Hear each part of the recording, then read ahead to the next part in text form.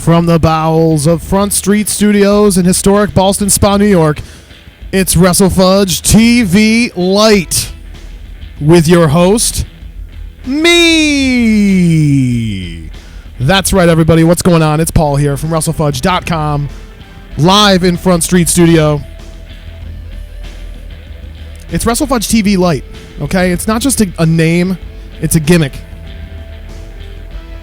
Wait, does that make any sense at all? How's everybody doing tonight, huh? Good to be here. Very, very good to be here live in a new spot. It's new to you. It's new to you. This is Front Street Studios. You're probably wondering, maybe you don't care, what WrestlefudgeTV LITE is, why it is, and what the plan is. So allow me to illuminate the situation, if I may, with my pasty white skin, casting a glow across all it surveys. Here's the situation, guys. I'm flying solo here tonight, as you can tell, which is different. Will Senna is not in the building. To be frank,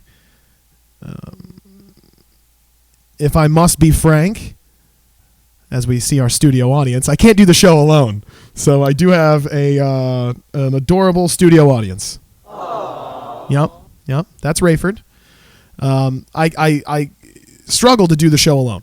Rayford is gonna back me up here. The Rayford cam. Will Senna has not been seen since November. I love that picture. There he is, of course, seen with the... he's been cropped out for the sake of protecting his identity, but let's blow up his spot. There we see, of course, Bobby Ocean. And yes, Will Senna is missing. I'll be honest with you. It's going to be interesting to see if I can do this show by myself, if I can fill up this time by myself. I'll get back to Will's whereabouts and his safety in a moment, and talk about what this program is and what the plan is for this show tonight, and potentially going forward if Will is not found. Obviously, the biggest difference between WrestlefudgeTV Live is Will's not here.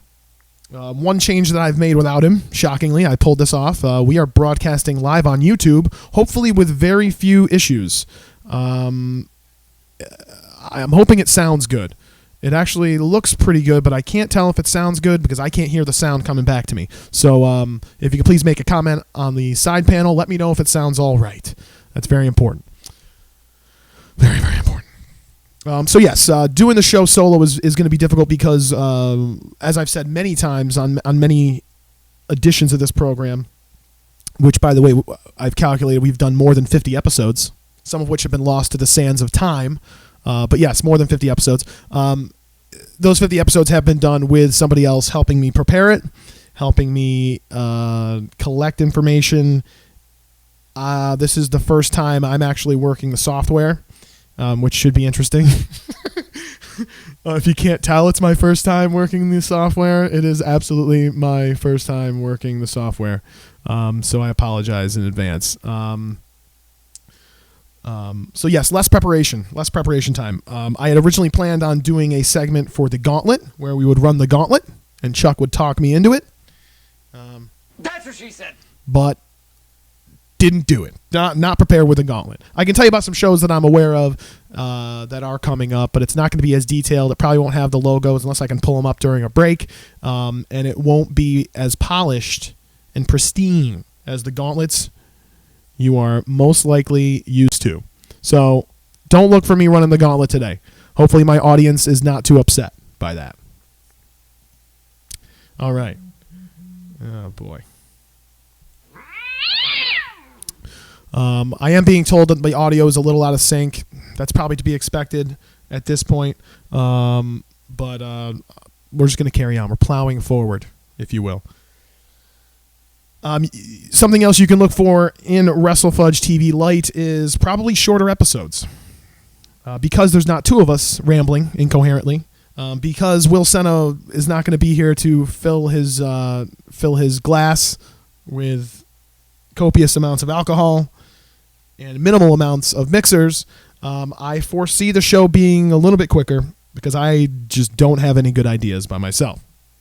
I think what you're going to see also is a little bit more opinion and a little bit maybe focused more on viewer and listener participation. For example, tonight we do have I have three big guests lined up that I'm very, very excited about. None of whom are active wrestlers. Okay, before I get to our guests, I feel as though it's incumbent upon me to first of all play the music.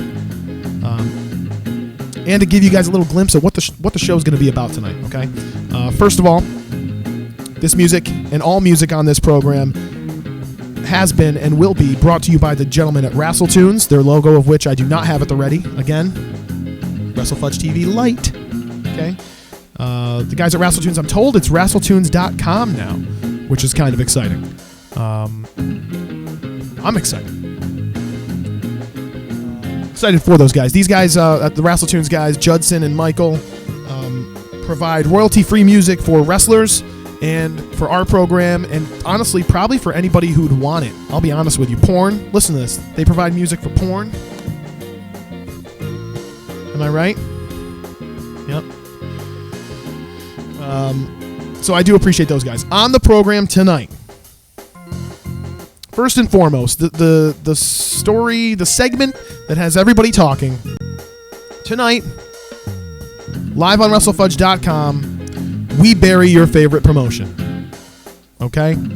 Or maybe your second favorite promotion.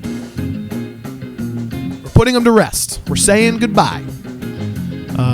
But who is it?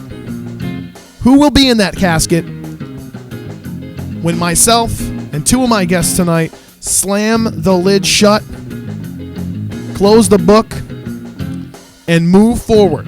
Who's it going to be? It's a local promotion. We're saying goodbye. Adios. Arrivederci.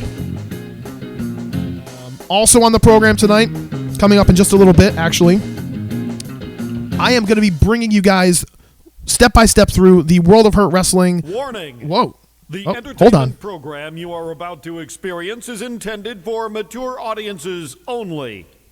By voluntarily viewing any portion of this program, you forfeit your right to complain about any of the content therein. You hear that? Our goal is to bring you, the independent wrestling fan, our voices and views on the action going on in their own backyard, and try to have fun along the way. Please don't be complete tools about it. Warning! The entertainment program you are about to experience is intended for mature audiences only. Okay. All right. Now that we've covered that, also on the program tonight, as I said, we will be covering the Rumble Royale World of Hurt Wrestling put on last Friday night in Whitehall, New York. A fantastic event. If you missed it, which, how dare you, if you missed it, myself and one of my guests will bring you through step by step, piece by piece of exactly what went down at that event. I'm going to give you, to the best of my journalistic knowledge, entrances in order and eliminations as close to being in order as possible. We're going to give you match of the night, our picks, our individual picks for match of the night, flop of the night, wrestler of the night, all that fun stuff. But before I even get to that show, I want to tell you, great event put on once again at the Whitehall Athletic Club by World of Hurt Wrestling. These guys are on a roll. They have a lot of positive things in the comings, as I understand it, in talking to World of Hurt officials. It's an exciting time to be a wrestling fan in upstate New York, and it's exciting to see these performances live. If you missed it, how dare you? We're going to talk about wrestlers that were there, wrestlers that weren't there, and why weren't they there. And that's coming up. Before I even get to any of that, okay? Before I get to any of that, I think it's important that we go to a new campaign. I'm gonna kick things off.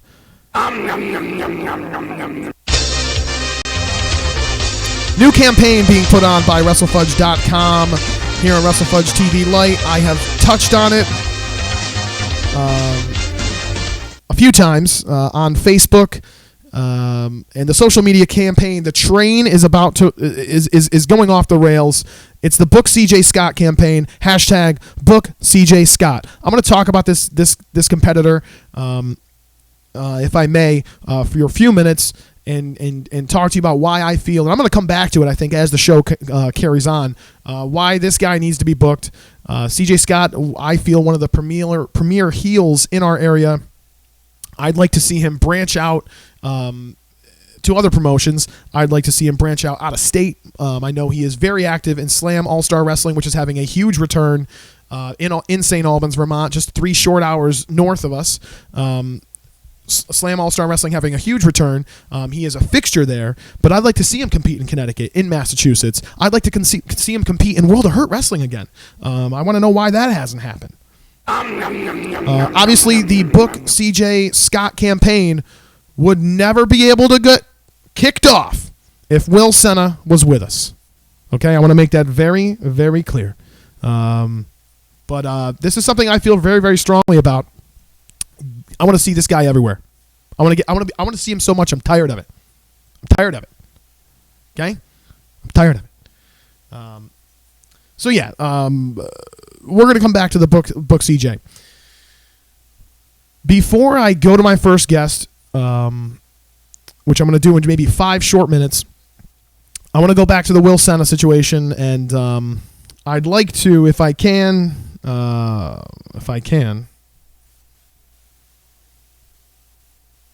I might not be able to. I don't know where it is. Oh, see, this is how I'm deliver a message to Will. Will, if you're out there, come home. Come home, Will. Your family misses you. We need you, Will. We can't do this alone. We all miss you, little buddy. If you or anyone has information leading to the discovery and the retrieval and the safe return home of Will Senna, call 518-595-9405. The number to call, 518-595-9405. We miss you, buddy. We're going to take a quick break. As you can see, we are drinking. The Wrestlefudge drinking game is ongoing. The typical rules for the Wrestlefudge drinking game is when we clap, you drink. Guess what? The new rules of Wrestlefudge TV LITE is when I drink, you drink. We see here my 2014 commemorative Super Bowl championship koozie. Congratulations to those Seattle Seahawks. Headshot. Oh, it's a beautiful thing. I'm going to take a brief break, very, very quick, a lot shorter than what we are used to doing, while I line up my first guest. That is of the utmost priority. I am going to, when we return in just a few moments, I will be speaking to that man right there on the left, Mr. David Allen Dragon, a good friend of the Fudge. I look forward to having him on the phone. If you're wondering, shit, which way? This way. If you're wondering, that's Dave right there, the guy on the right. Well, the guy in the middle, between me and the other guy, that's Dave. Don't get confused. All right, when I come back, I hope to speak with David Allen Dragon himself. We are going to bring you through match by match, moment by moment, through the World of Hurt Wrestling Rumble Royale. I really can't wait for this, guys. Do not go anywhere. I'm going to take a quick break while I line him up on the phone. Back in a flash.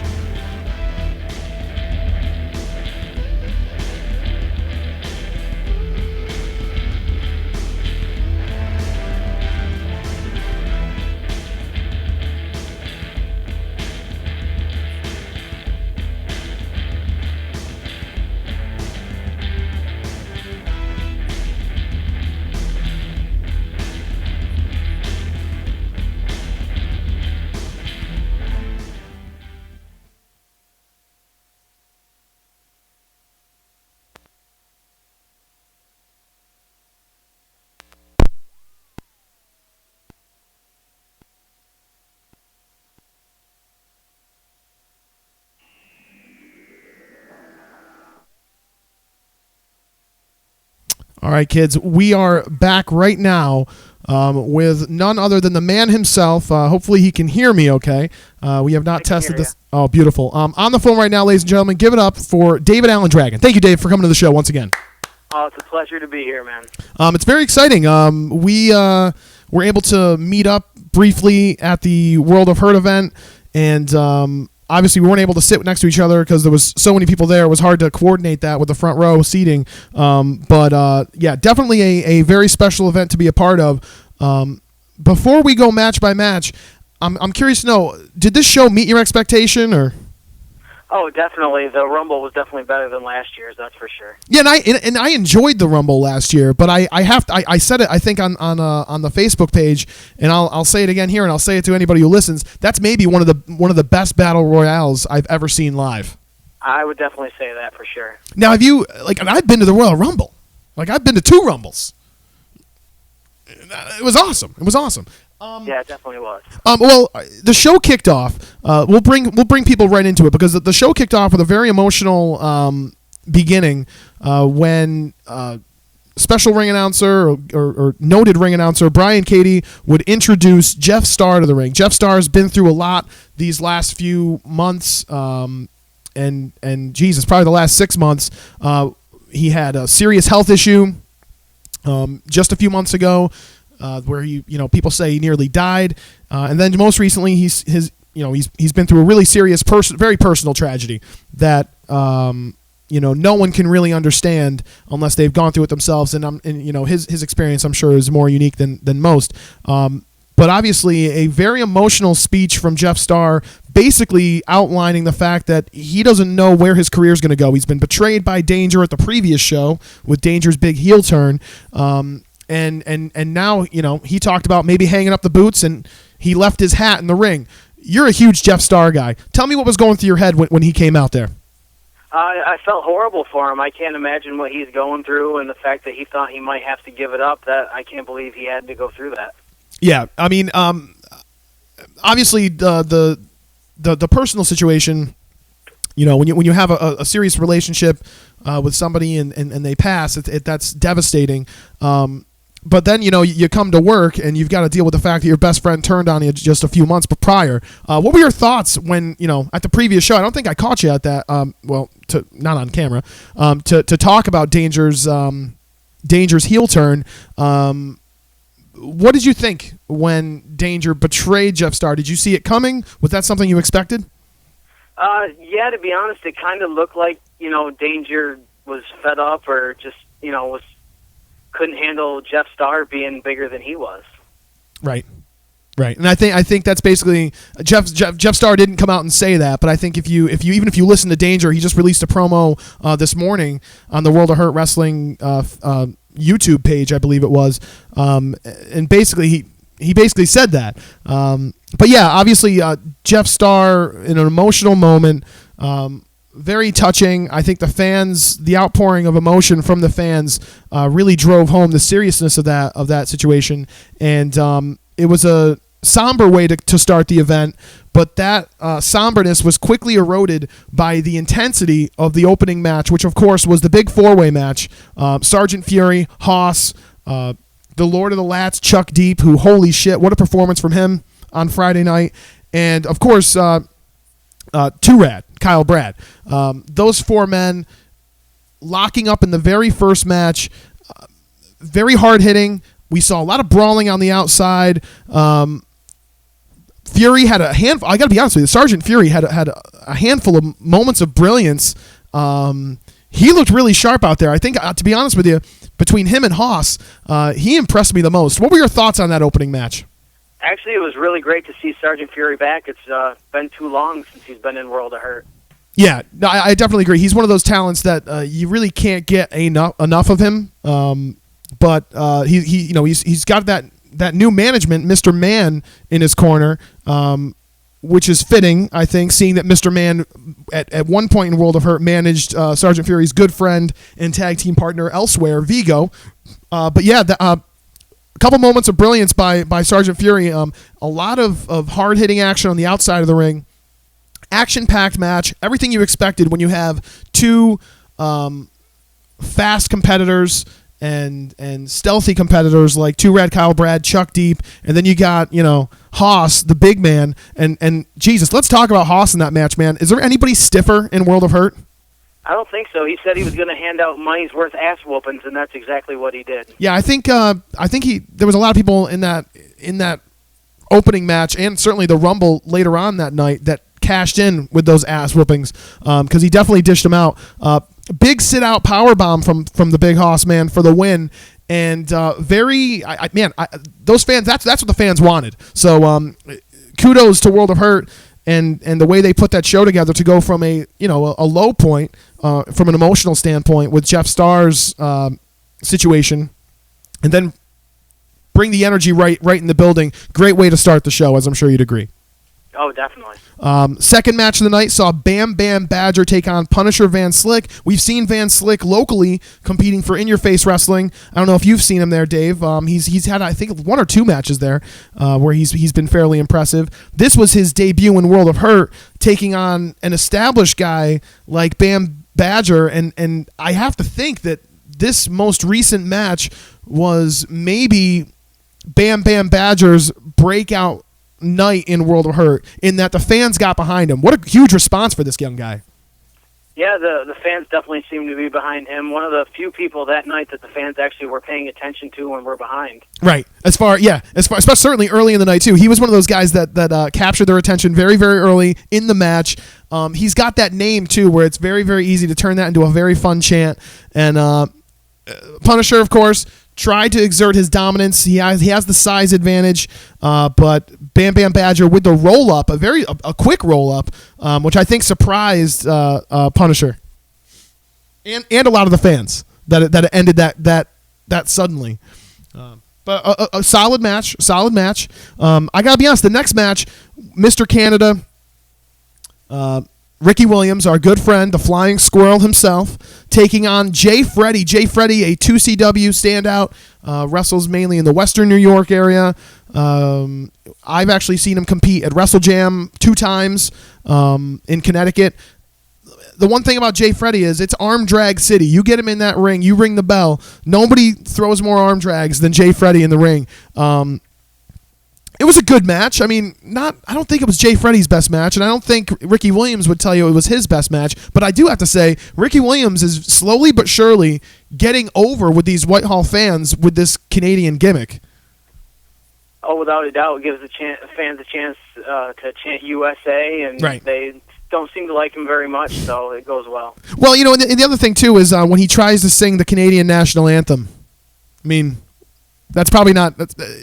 he doesn't have a voice that projects in a way that singing seems like a good idea to me. He's no Nikolai Volkov, that's for sure.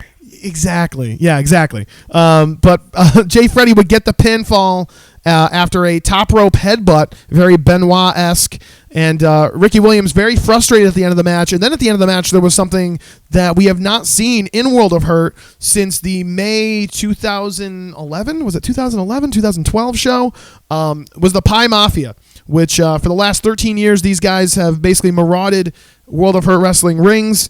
For as long as World of Hurt's been active, these guys, it's basically a 100% shoot. You didn't really know what was going on, did you, Dave, when those guys came out? I had never seen that before. Yeah, basically it's a rib that they have where a lot of the boys in the back, and it's the same core guys, as I understand it, almost every time, who run out to the ring, grab the guy they're going to get, and pie him in the face.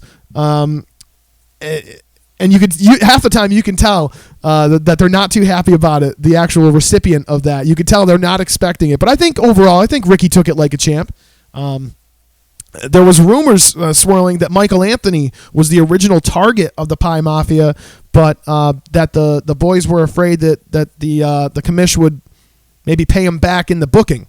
That is something I heard. Or throw some fines around. Yeah, that's a good point. We'll talk about the fines, and we'll talk about the clout of Michael Anthony a little bit. We're going to hope to speak with Michael Anthony a little bit later on in the show. I look forward to that. As you can see, World of Hurt Wrestling Commissioner and local luminary Michael Anthony going to be on the program in a little bit. But yeah, obviously Ricky Williams embarrassed by that, and about 2 hours later, he still had some of the pie in his ear hole, which was very awkward. Speaking of Mikey Mudd, Michael Anthony, the commissioner, would come out next. He talks about Danger. He fines Danger $5,000. He announces that, which brings Danger out of the back, where Danger says, whatever, $5,000 doesn't mean much to me. He runs down the fans. He bashes Jeff Starr, like you said at the beginning of the program. Then he threatened to hit Mikey Mudd, like he was going to go for it. Out came the referees from the back. Very dramatic moment, heated moment. He destroys the referees. Justin Fox, Dan Scrody, just leveled in this. And then he knocks Michael Anthony on his ass. A very stiff right hand, which the footage of which, as I understand it, will be released very soon, hopefully. It is on there on YouTube, I think, if you look for it. I believe VT Indie Fan has some footage of that. If you Google his or YouTube search his VT Indie Fan, he's got footage of the entire show. Actually, I was going to try and play some on this program tonight, but up next, Danger, asserting his dominance, splashed Justin Fox multiple times. Now, if you've paid any attention to me, my blog on WrestlefudgeTV.com, or even this program, I'm not the biggest Justin Fox fan in the world. I have been critical of his in-ring work, whether it was when he wrestled here and there and in your face. There was one time when he was he reffing them? I don't know what he was doing. It was really bad. Seems like a nice enough guy, but I'll be honest, as much as I don't like Justin Fox, I did not like seeing him get completely destroyed in the center of that ring.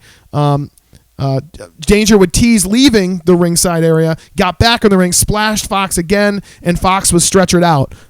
A very well done moment from a storyline standpoint. Michael Anthony, the ring crew, the EMTs on hand at the Whitehall Athletic Club, they sold that amazingly well. We have not received any update from a story standpoint on Justin Fox, but how good was that, buddy? I think it was great. It made Danger look like a spoiled little brat who didn't get the toy that he wanted, and he definitely took his rage out, and it certainly silenced the crowd. That's for sure. Yeah, it absolutely did. Did you expect to see Michael Anthony take that bump?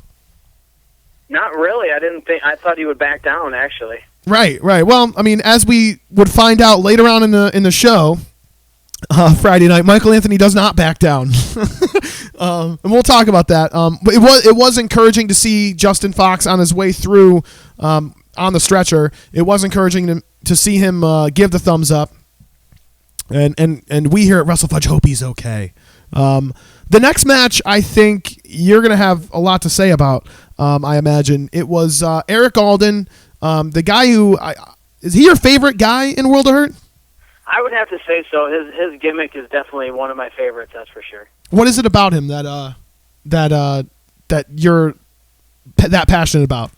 I just think it's really unique, and to think that his persona would be more like a heel, but the crowd seems to really like him no matter what he does. I think he almost wants to be a heel, to be honest with you, but the fans won't allow it. You know what I mean?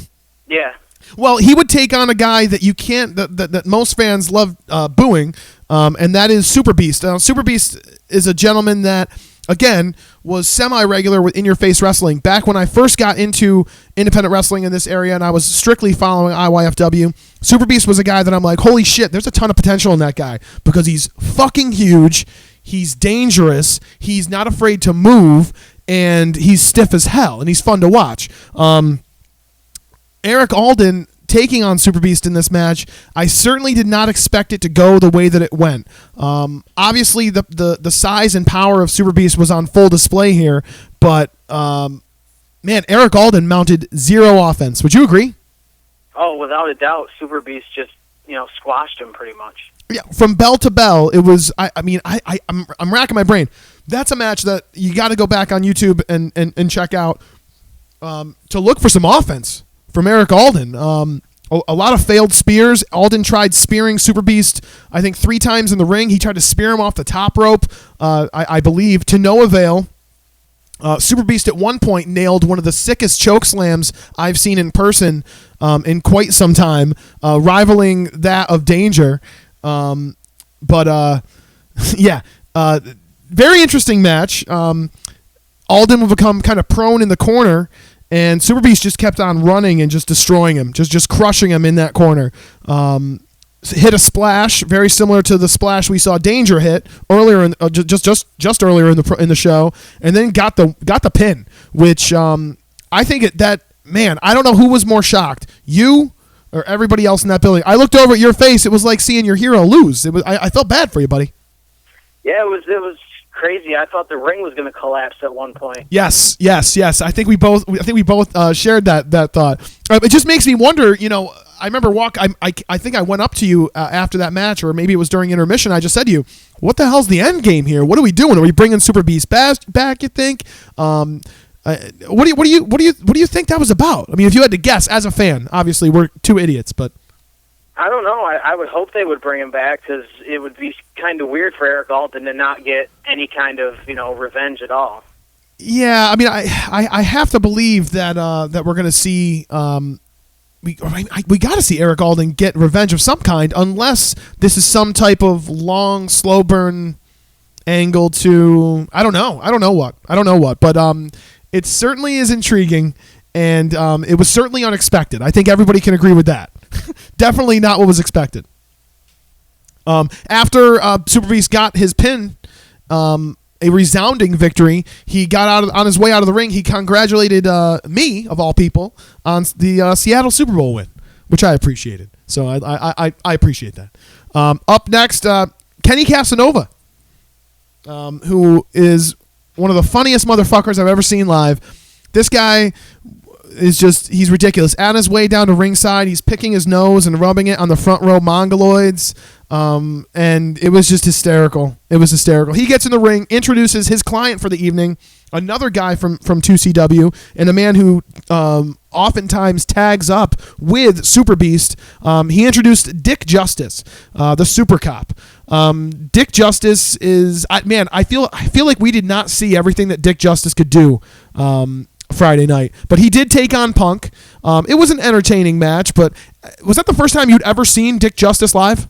Actually, it was, yeah. As far as the debut goes, I don't think it was very good, but I'd like to see him again. I think he has a lot to offer. I'll be honest with you. I've only seen him one other time, and that was on the 2CW free for view, whatever you want to call it, the free pay-per-view they put on, their first one, I believe.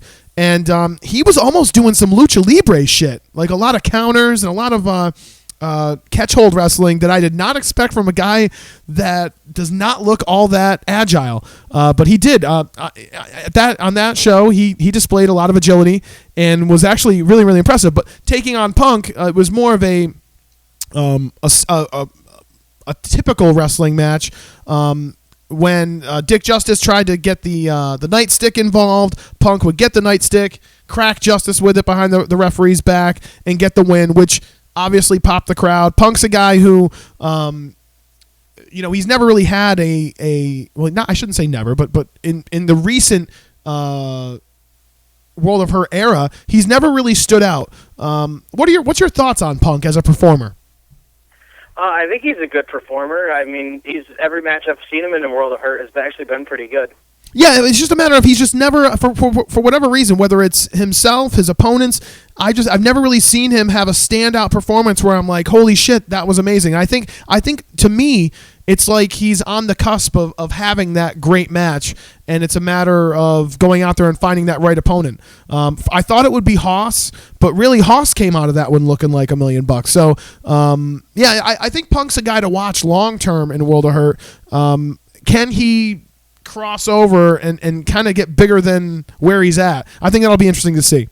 Up next on the show was Marty the Party Vane, the leader of the frat pack, if you will, coming out, introduces Vince Beach. Now, there was no Baywatch music.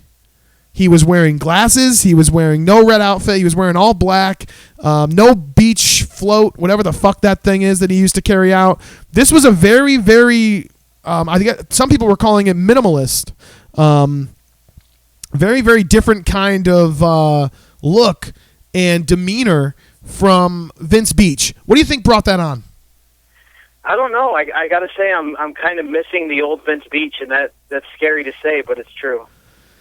Well, I mean, the thing is, Vince is Vince's whole thing is that, Jesus Christ, when that Baywatch music kicks off, who doesn't want to sing along? And maybe that was part of it. I mean, I feel what they were trying to go for was more of a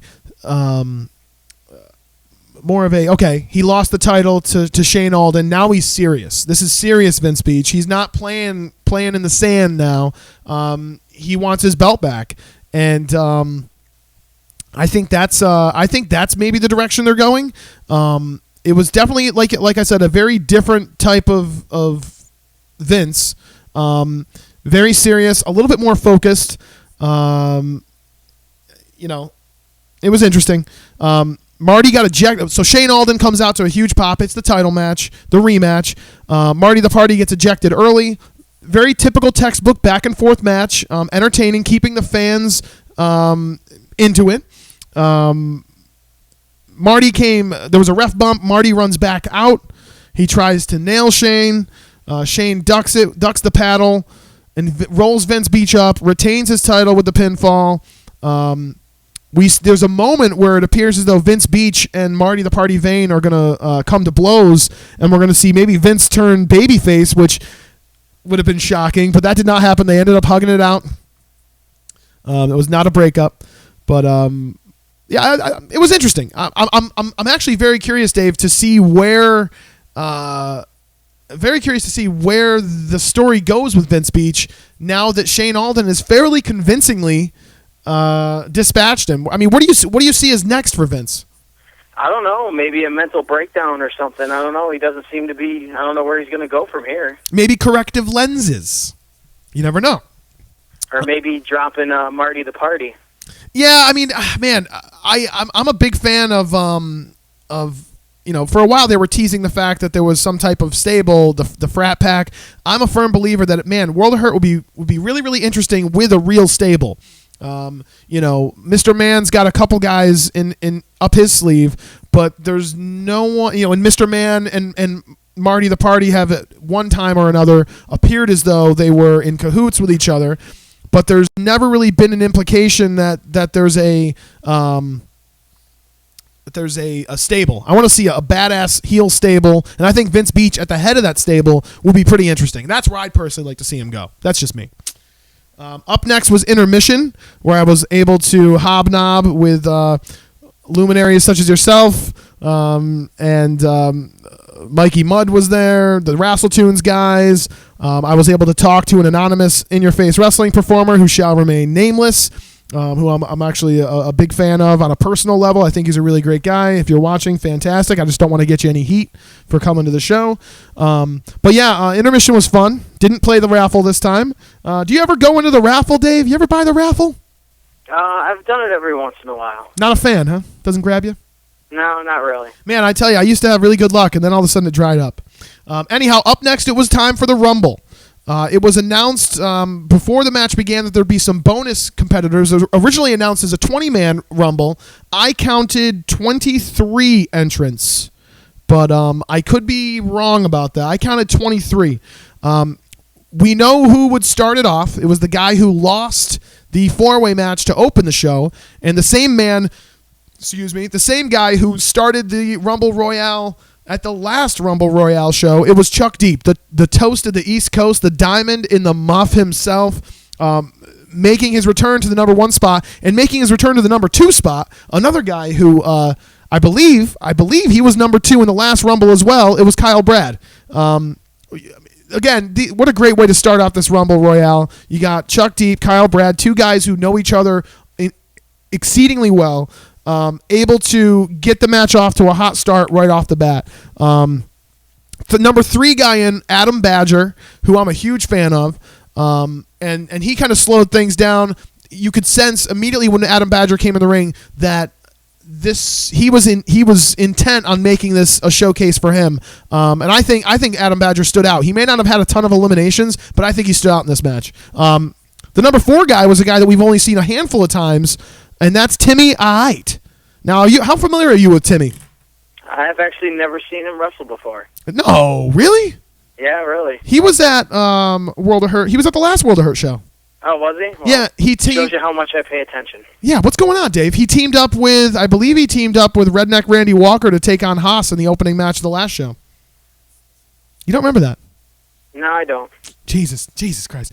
This is why you failed the quiz. I'm a horrible guest. I'm sorry. Well, no, I wouldn't say horrible, but I think Will would say horrible. If Will was here, wherever he is, Will Senna would say that yes, you're an absolutely horrible guest. Redneck Randy Walker would make his way down at the number 5 spot, and tell me what you think here. I think Randy and his lady Brandy were hysterical in this match. I love the wheelbarrow. I think the wheelbarrow is money.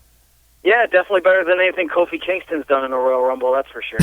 Well, it's just funny watching Brandy run over with the wheelbarrow, try to make the save, stop him from being eliminated. I got a kick out of it. And she did that a couple times, the wheelbarrow save. And obviously Brandy would make a bigger splash later on in the match. The number 6 entrant was Fox Vineyard, which surprised me. Fox was not booked at the last World of Hurt show.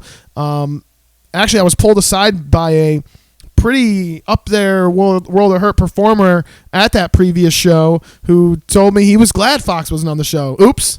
But I was surprised Fox was on the show. Fox had epic hair. Unbelievable hair in that match. What are your thoughts on Fox Vineyard's haircut, Dave? I don't know. It kind of looked like somebody took Hawk from the Road Warriors and just shaved half of his head. Yeah, that's exactly what it was. I'm curious to know if Fox walked around like that all the time, or if he did that right before the show.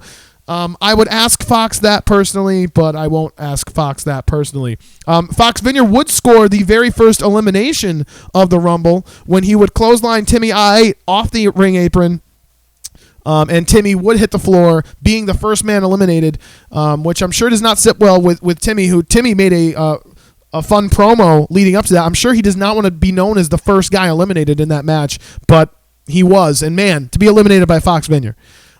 Number 7 was Mr. Canada, Ricky Williams, who still had pie in his ear.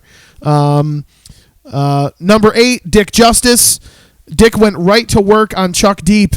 And at one point, while Dick Justice was working Chuck over in the corner, Chuck would utter famous words that had my section laughing.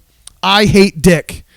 Which, that got a nice response. Number 9, Jay Freddy in the match. Number 10, Vince Beach. Vince, of course, entering this contest after winning the Rumble Royale last year, the victory that would earn him a shot at the title. Number 11, Punisher Van Slick in the match. Freddy and Punisher eliminated each other, and it appeared as though Dick Justice would be eliminated by Adam Badger before the number 12 spot opened up. At number 12 was a guy whose name I just don't know. He's like a hillbilly dude. Do you know who that giant, older hillbilly guy, is it the Scufflin' Hillbilly? What's his deal? To be honest, I have no idea. Yeah, I didn't know who he was either, but he seemed preoccupied with Mr. Man. He threw Mr. Man into the ring. He got eliminated by Mr. Canada, and then he chased Mr. Man out of the building, which just as that was going on, the number 13 klaxon sounded, and in came the monkey, the gorilla, who was involved with the Pie Mafia earlier in the show, and that got a nice pop from the crowd. Anytime anybody in costume comes down, it's a big deal. I want to say, was it last year that Spider-Man was in this match? I think that was last year. This time we got a gorilla, so it was all right. I like seeing a monkey in a match. Vince Beach eliminating Mr. Canada, Ricky Williams, before number 14 came in the match. Number 14 was the man who was possibly one of the most dominant competitors, if not the most dominant. We'll take a look right here. Danger, the man who made his impact earlier in the show by striking the commissioner of World of Hurt, Michael Anthony, in the jaw, by attacking several officials. Danger comes into the match. He puts everyone in the Rumble down very, very hard. He tosses the monkey out of the ring very hard. Everyone in the ring was down. Very tense couple of moments as the number 15 man came in, and that would be Jeff Starr, which got a huge pop from the crowd. Did you expect Jeff Starr in this match, or did that get you by surprise? After his speech earlier in the morning, or earlier in the night, I really didn't think he would show up. Yeah, I think everyone was surprised, which... that's the idea, Dave. That's the idea. Huge pop. He goes right after Danger, which brings in the number 16 man, Swinger Sadusky, which I got to tell you, Swinger had a huge, huge pop when he came out. Huge moment when Swinger Sadusky came out of that curtain. Jeff Starr gets splashed by Danger and rolls out under the bottom rope of that ring and helped out of ringside. I want to point out, and I think we talked about this, Jeff Starr was never officially eliminated in the Rumble Royale. Do you think that's going to come back and play into what could be going down in April? If I was him, I definitely would use that to my advantage. Right, but what we would see is he's not the only man that was not eliminated.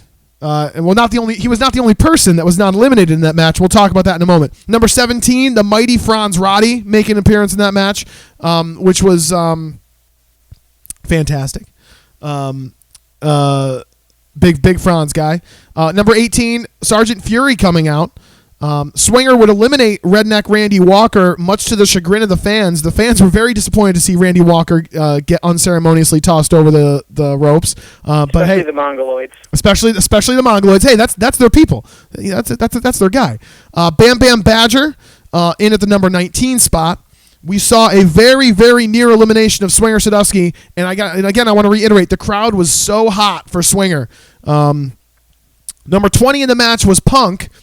And at that point, I'm waiting, like, where's Haas, But number 21 really shocked me. It was referee Hot Bod Todd Bovair coming down to the ring. I did not expect to see that, although maybe I should have. Fury eliminated by a bunch of guys at that point, and it appeared as though Sergeant Fury hurt his wrist or his left hand on impact. Somehow at this point, Hot Bod Todd still in the match. Number 22 in the match shocked everybody, Dave. Brandy Walker, the redneck in her own right. Brandy Walker in the Rumble. Did you expect that one? No, not at all. And I think what happened to her was even more shocking. I would agree. Hot Bod Todd goes after her. She dumps him over the top rope, which was hysterical. She did have an elimination. She did score an elimination. Then she goes after Danger, which was probably not the best move to go with. Danger knocked her out flat. Everybody in that ring was shocked by that. Listen, you can throw her over the top rope. You could press her over the top rope. But, man, to haul off and hit her with the same right hand that he knocked out the commissioner with was very, very shocking. That certainly took the air out of the room. Randy Walker gets in the ring to check on her, and then he gets knocked out by Danger. Brandy and Randy rolled out of the ring. I want to point out, Brandy Walker was never legally eliminated in that match. I want you to think on that, because if they're smart, they will capitalize on that at the next show and make some kind of brilliant angle out of it. Personally, that's what I would do. Number 23 was the Big Hoss Man, the man who earned the final spot in the match. That's when all hell broke loose. You would see Swinger eliminates Franz Roddy. Vince Beach eliminated somehow. I kind of missed that. All I know is Fox Vineyard outlasted him, and that's got to hurt. Danger eliminates Punk. Fox gets eliminated somehow. Bam Bam Badger gets tossed out. Danger eliminates Swinger. Bad Brad. Jesus Christ, Bad Brad. Where was Bad Brad? Anyway, Too Rad Kyle Brad eliminates Adam Badger, which is a big elimination for him. And there's 4 men left. You've got Chuck Deep, the toast of the East Coast, the number 1 guy in the match, outlasting all the way to the final 4. You've got Too Rad Kyle Brad, the number 2 man, who lasted just as long as his counterpart. You've got Haas, the big man, who was dominant in the opening match. And then you've got the most dangerous man in World of Hurt at this moment, Danger. At that moment, to me, Dave, I knew how this match was going to end. Personally. Too Rad gets tossed out of the ring by Danger. Danger tosses Haas over the top rope, which was a huge elimination. And then there's just 2 men left, Chuck Deep and Danger. Danger clotheslines Chuck over the top rope, and Danger wins, which was one of those moments where the crowd was pissed. But all of a sudden, what happens? Out comes Michael Anthony, who gets in the ring, gets in the face of Danger, which surprised me, and tells him, guess what? You can touch an official, you can knock out a woman, I don't care, but you don't lay a hand on the commissioner. You, sir, are fired. Now, obviously, I don't give it justice. I'm not delivering that message as well as Michael Anthony did. But yes, Michael Anthony firing Danger moments after Danger wins the number one contender spot against Shane Alden, fires him. At that point, Jeff Starr comes in through the crowd. We thought Jeff was injured. We've seen this before. Super kicks Danger, huge pop. Michael Anthony gives Jeff Starr his hat back that he had left in the middle of the ring. Dave, do you think was that just all by design to goad Danger into this false sense of security, or do you think it just happened by happenstance that Starr would come back at the end of that? I don't know. It might be a little conspiracy between the commissioner and Jeff Starr with the way Danger's been acting lately. Yeah, I mean, obviously, Michael Anthony has a vested interest in keeping his performers safe, and the one guy that we know can get to Danger mentally and perhaps physically, time will tell, is Jeff Starr. So a big moment, huge match. I should point out that in my zeal to get to the Rumble Royale, I did leave out a match. Dave, you let me go back here. I left out Franz, Roddy, and Swinger for the U.S. title, Franz's belt. Now, I don't know how I missed this because this was maybe my number 2 favorite match of the night. Swinger is one of the most fun guys to watch wrestle in World of Hurt, and Franz Roddy is one of the most fun guys to see interact with the crowd in World of Hurt or anywhere. That was an almost flawless match. Franz steals the win, holding onto the ropes. Very hot crowd here, and I think Swinger Sadusky has the grounds to ask for a rematch there. I don't know what your thoughts are on that, Dave, but personally, I think Swinger could ask for a rematch and not get and get what he wants there. What do you think? Oh yeah, you got a former heavyweight champion that got screwed out of the U.S. title. I think he'd do a rematch. Right. I mean, and then obviously who the hell knows? But yeah, definitely a match I'd like to see. I mentioned it earlier. We're looking at this card. Where the hell was Brad Wesley on this show? There's been a lot of rumors that Pure Dynamite are no more. That maybe there's a Yoko Ono situation going on. Who the hell knows? But man, I want to say it now. I want to say it loud. I want to say it proud. Bad Brad, we need you, buddy. You got to come on back. Chuck Deep wants you back in his corner, I'm sure. Another guy I would have loved to have seen in that Rumble, Dave, of course, is a man I mentioned earlier, C.J. Scott, the Wolf. What are your thoughts on C.J. Scott? Actually, I don't think I've ever seen C.J. Scott wrestle either. That's bullshit. I call bullshit on that. Is that true? I think so, yeah. I don't think I've ever seen him. Well, you, my friend, need to go on YouTube. There's if you go on YouTube, do a search for the Wolf C.J. Scott. I will recommend one match in particular. It is a match from Slam All-Star Wrestling. It's Ace Avery taking on C.J. Scott. It is an absolute war. Psychology off the charts. I'm a huge C.J. Scott fan. Listen, you got to come on board with me on this, Dave. Come on board with me. All right, before we wrap this event up, I'm curious to know how many stars you give this total show. I know we were talking, I think we both shared the same critique that really the only thing, quote-unquote, wrong with the show is that the matches went really, really fast. Yeah, it seemed like they were just trying to get to the Rumble, because they figured the Rumble would go a long time. It just seemed like everything was kind of rushed. Yeah, but at the same time, the show ended like at 10 o'clock, right? I mean, they could have I think they could have given a couple matches, give the Franz and Swinger match an extra 3 minutes, Beast and Eric Alden, give them a little bit more time, maybe for Eric to fucking land a punch or a spear or create the idea that maybe he'd win. I don't know. Dave, I'm curious to know your pick for Wrestler of the Night. Do you have a pick for Wrestler of the Night?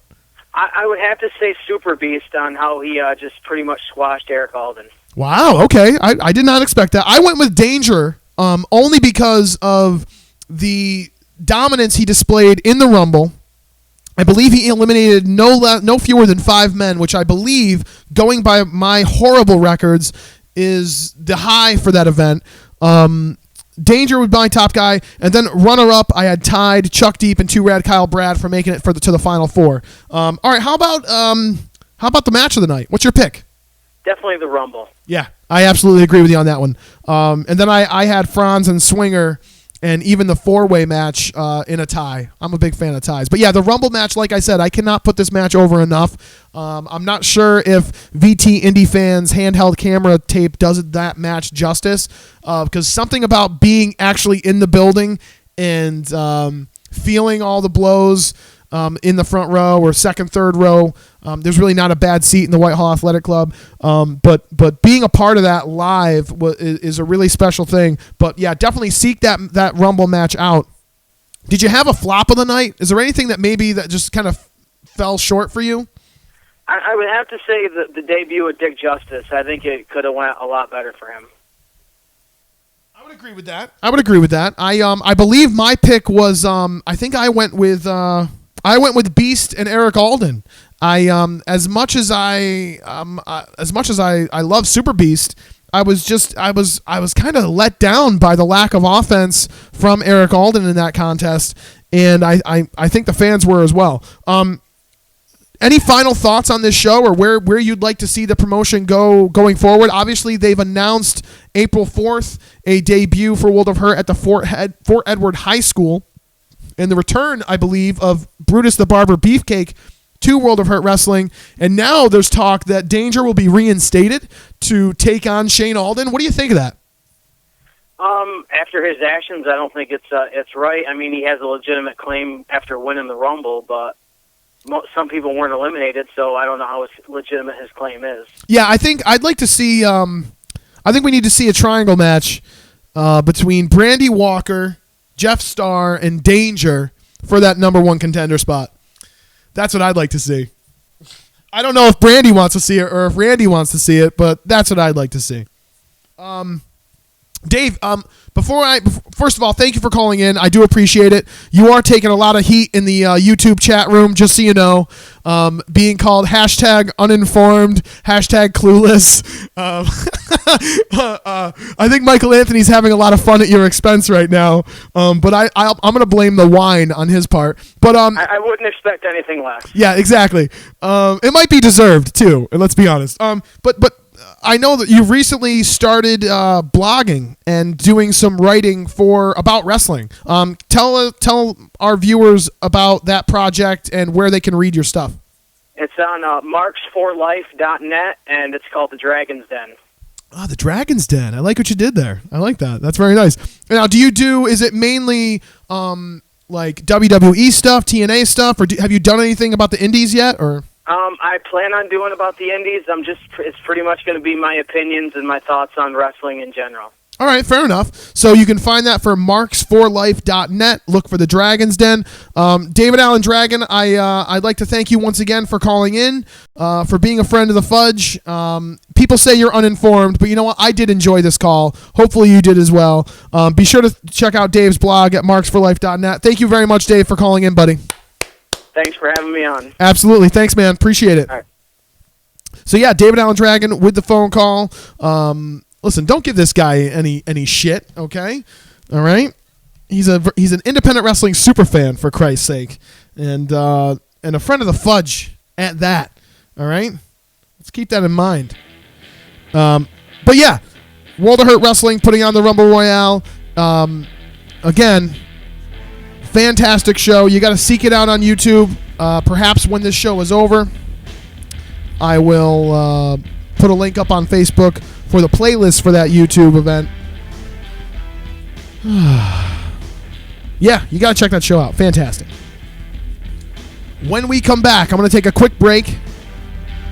When we come back, I'm going to attempt what's never been attempted on this program.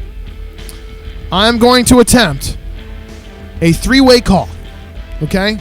On the phone, hopefully, in a couple minutes, it's going to be Michael Anthony, Commissioner of World of Hurt Wrestling, local luminary. It's going to be Brian Cady, noted ring announcer, and radio personality locally to boot, okay? I'm going to have these two men on the phone as we conduct the funeral, all right? Give me just a few minutes as I collect myself. There's a very emotional moment coming up. So give me a moment to collect myself. I need to get all in black for this funeral. Just like in the famous words of Tony Schiavone, if you're watching this live, call your friends. Tell them to tune in to WrestlefudgeTV.com. Tell them the funeral's about to happen. Are we enjoying the network, you guys? Are we enjoying the WWE network as much as I am? Having a good time with that. So, listen, we're going to take a quick break. I'm going to grab another beer. When we come back, I am going to try to line up Brian Cady, Michael Anthony, and we will lay a promotion to rest live on this show. We will say our goodbyes. Don't go anywhere. We'll be right back.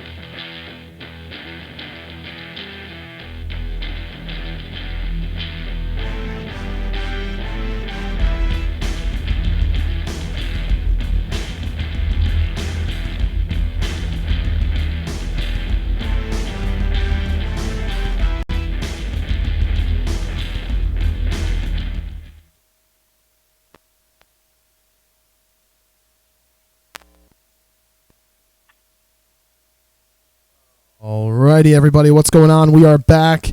I'm going to see if I can make this happen. We do have a man on the phone right now. Who's on the phone right now?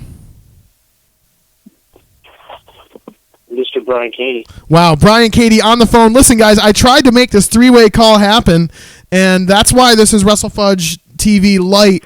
I clearly was not able to make that happen. I apologize to everyone involved. But I'm going to switch back and forth between both callers like a complete non-professional. Do your best to stay with me through this, guys. This is a debacle, the likes of which I've never performed before. This is what happens when you try things on the fly, Brian. Okay, listen, it's radio. It's live. What are you going to do? Hey, it happens. I understand where you're coming from. You do understand. You probably understand better than most, and I appreciate your understanding. Absolutely. Yeah, you absolutely do. All right, so hold on one second, Brian. Michael Anthony, welcome to the show, sir. How are you, Paul? Mikey, I've had better nights, man. I'm trying to make this three-way calling thing work, and it's just not working for me, buddy. Yeah, hashtag everything's not fine. Everything is not fine. Hashtag swerve. Yeah, I tried to do the three-way call thing, and it's not going to work, so I'm going to jump between you and Brian and try to do this funeral. Obviously, it's a very somber moment for everybody involved. So if we can all take a moment. Hold on, I gotta get ready here because this is like some serious shit, as you know. This is serious shit. Whenever you say your goodbyes and you lay something and someone and a promotion to rest, obviously it's a tense moment, and it's man, it's not going to be easy, is all I'm saying. So give us a moment here. Give me just one moment.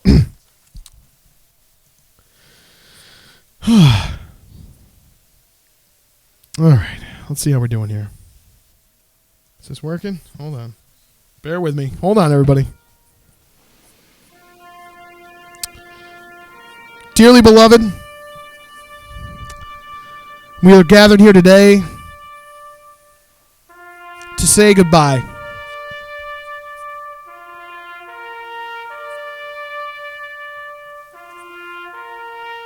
To say goodbye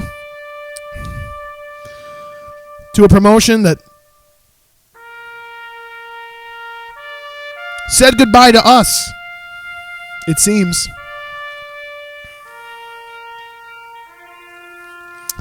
This is a promotion that had some good in it, and it had some bad. But what it doesn't have now is us. The promotion, of course, that I am referring to is none other than 787 Pro Wrestling and Ultimate Wrestling East.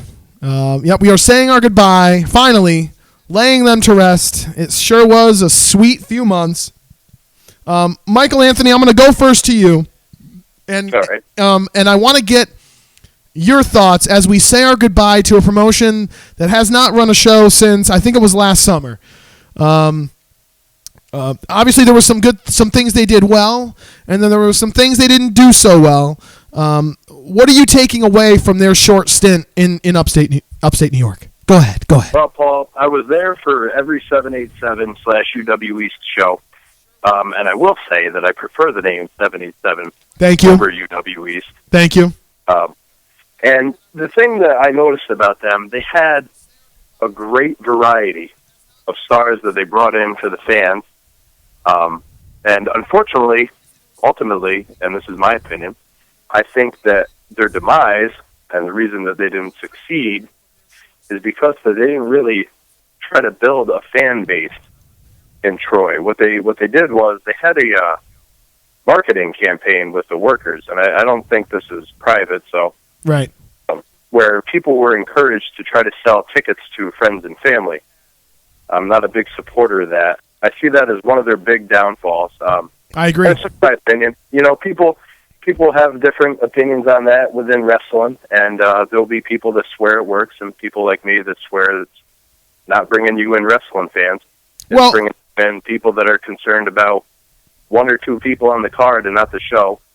I will give them credit where credit is due, because the guys that they brought in, that they showcase in this area, and World of Hurt is actually guilty of this as well. Not a lot of guys showcase people like Dalton Castle, who's a huge star in my mind. Agreed. That can entertain a crowd like no other. They brought in Billy King. I don't think his partner was there for the other half of the Monarchy. I don't think he was there for every show, but I think Billy King. And that man is a great wrestler, great entertainer. Some of the guys that they brought in that I felt could have been off the card that really weren't needed. And that's another thing. I think maybe they came up a little short in the department, that they might have paid the wrong people to show up to the event.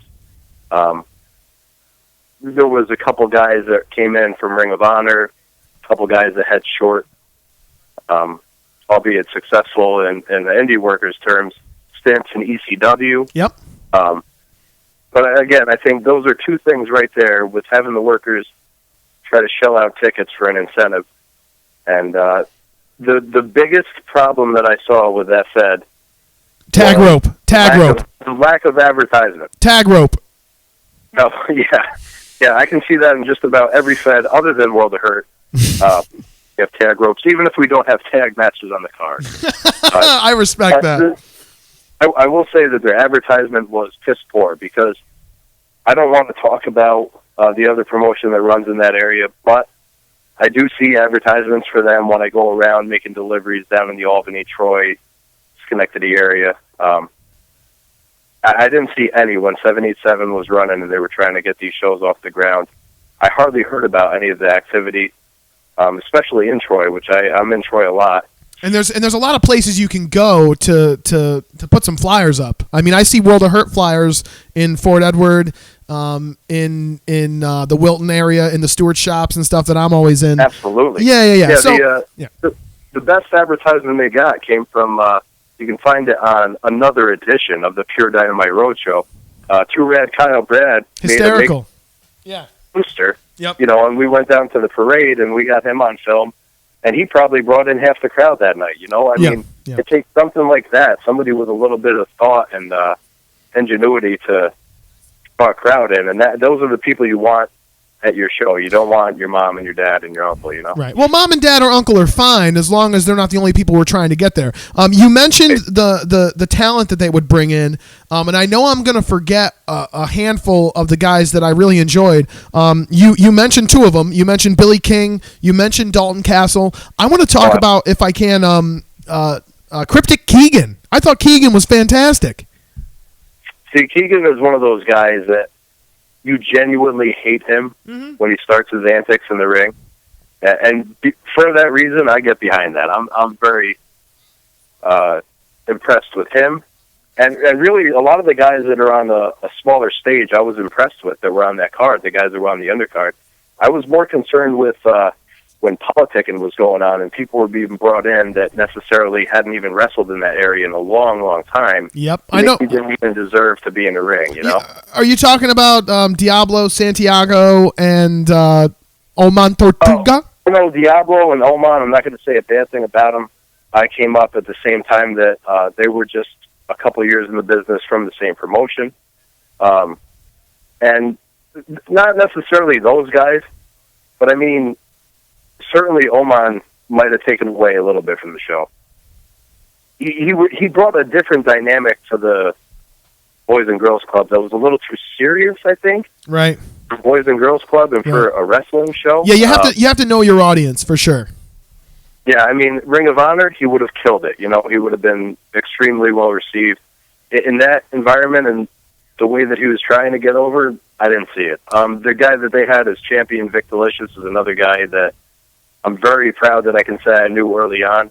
Really? Nice. And he's very entertaining, and he's very good at what he did, and he was very, very giving to the guys that he wrestled. Bill Carr was a guy that I enjoyed watching. Yep, same here. That guy was a class act from beginning to end.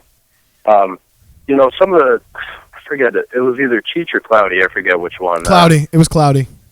Okay, yeah, Cloudy.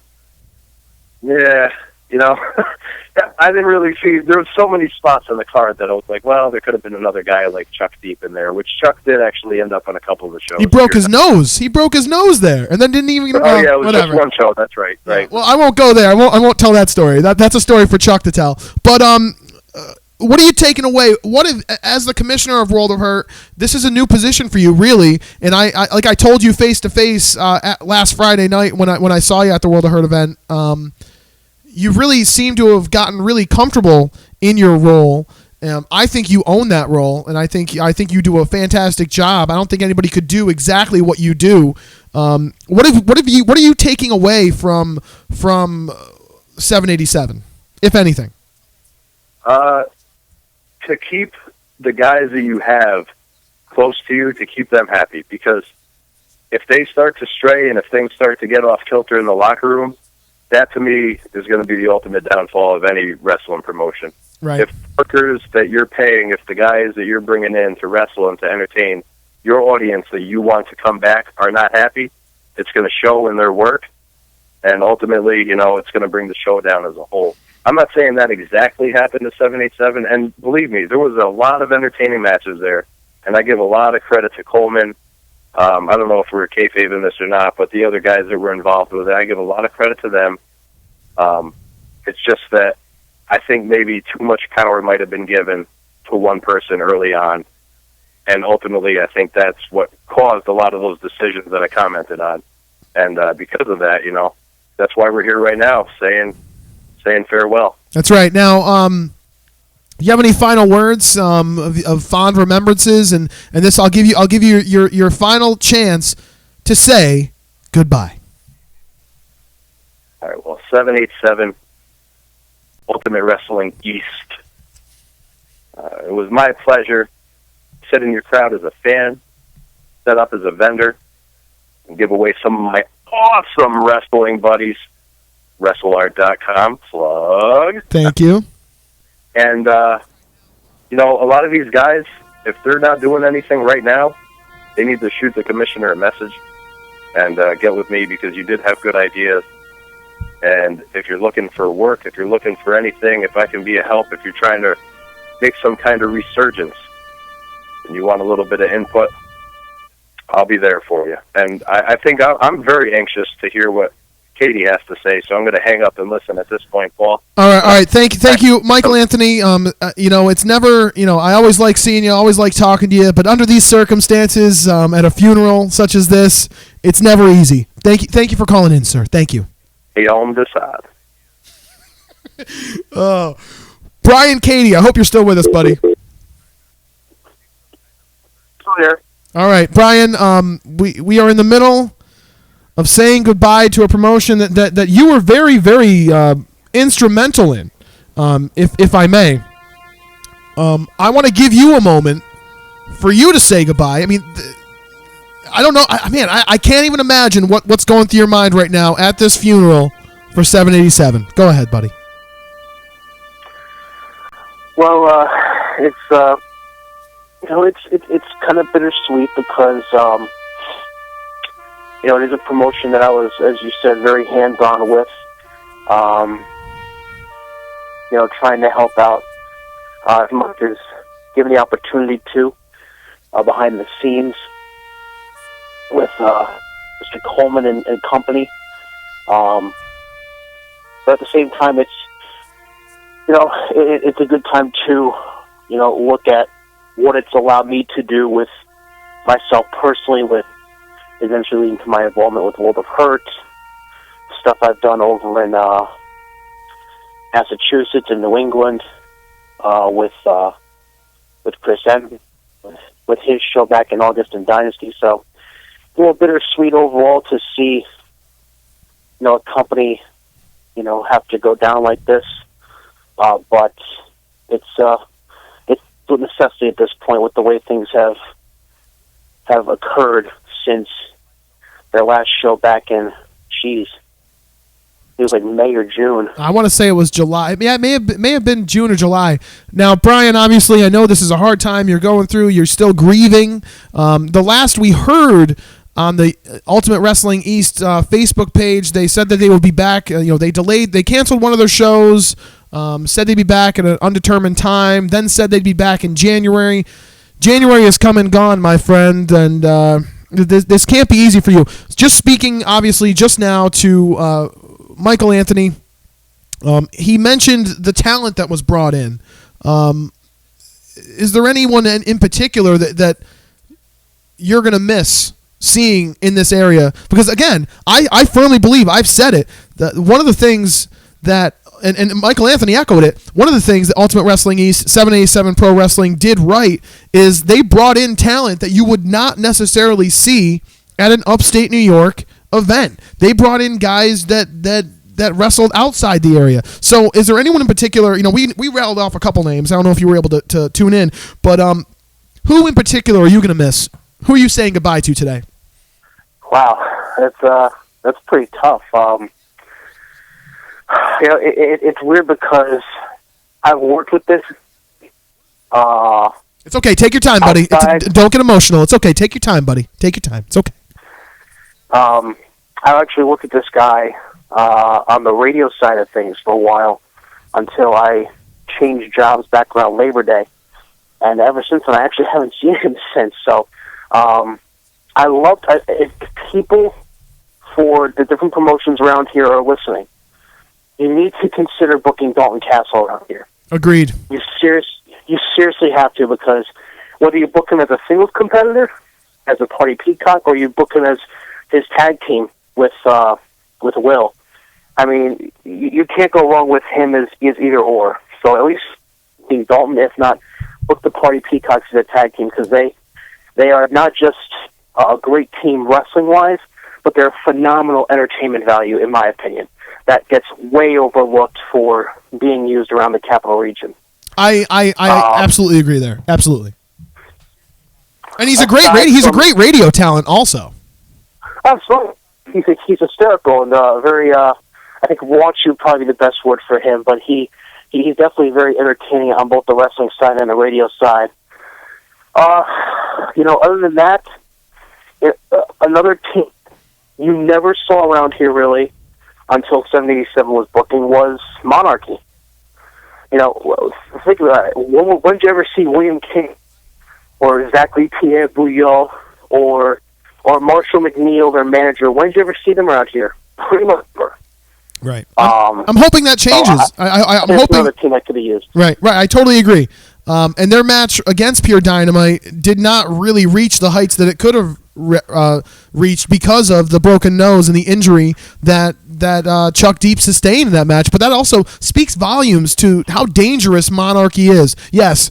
Hopefully we are not saying goodbye to Monarchy today. How about, Michael Anthony touched on it. I want to get your opinion once and for all.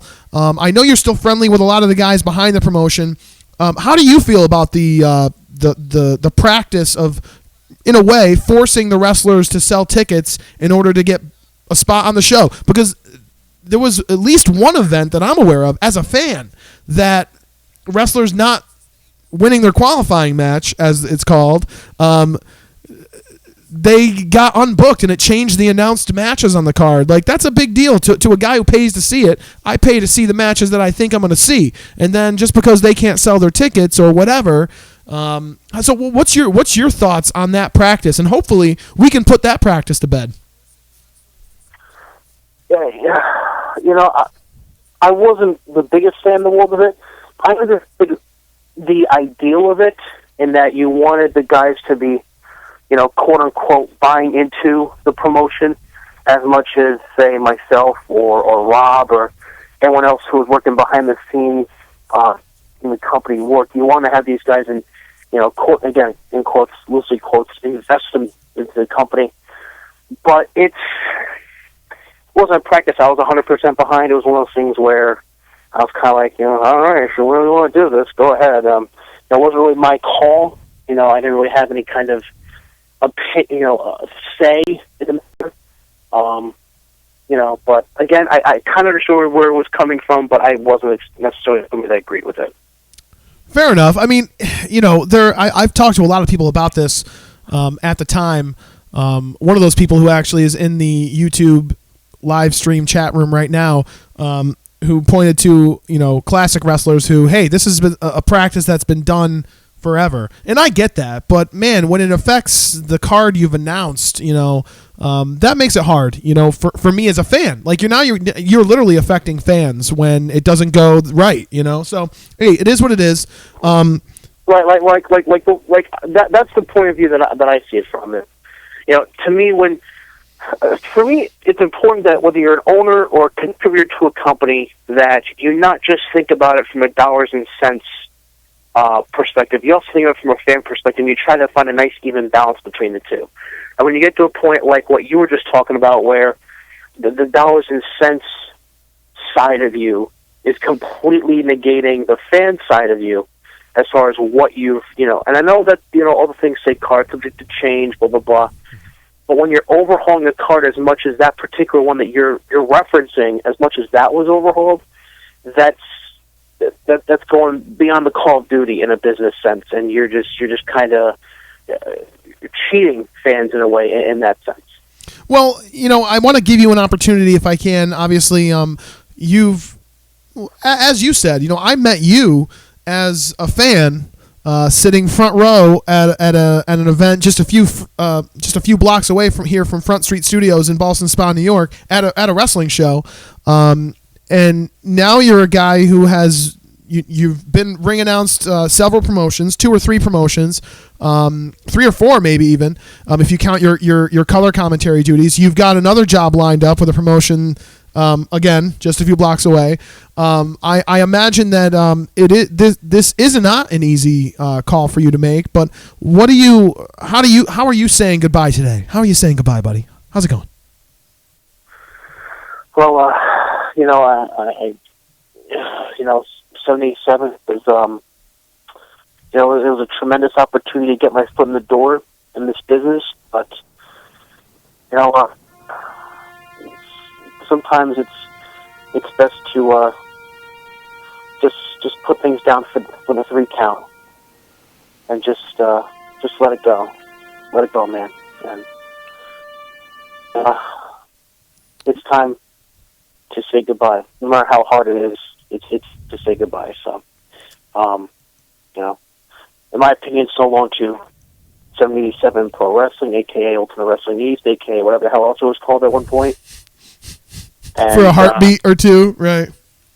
Yeah, and, Well, Brian, another day. Yeah, until another day. And the thing is, the great thing about wrestling is you never say never.